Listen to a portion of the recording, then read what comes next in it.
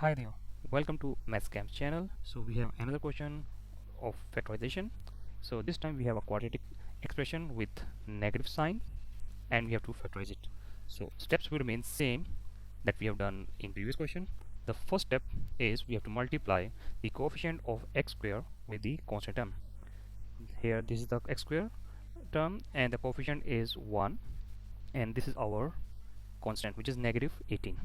So 1 times minus 18 will give us minus 18. That's the first step. In second step, we have to identify all pairs whose product is equal to minus 18. We can have negative 1 times 18 will give us negative 18. Then we have 2 times negative 9 going to be minus 18. We have negative 2 times 9 again negative 18.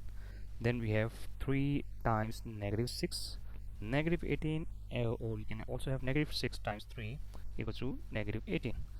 Now that's the second step. Now we are on the third step. We have to find out a pair whose sum or difference should be equal to coefficient of x term. Now coefficient of x is minus 3, so we have to find out a pair whose sum is negative 3. So 1 minus 18 going to be minus 18 minus 17, so that means it is not going to be of our use. Negative 1 plus 18 going to be positive 17, not our use. So 2 minus 9 going to be minus 7, or 2, yes, not of our use.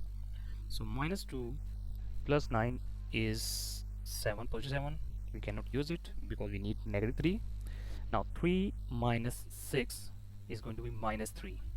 This is what we are looking for. 3 minus 6 will be equal to negative 3, and our coefficient of x is negative 3. So this is the pair that we have to use, 3 and minus 6. So simply now we have to write it in brackets. So x, so first x will have positive 3, x plus 3, and second will have minus 6. We have factorized this expression.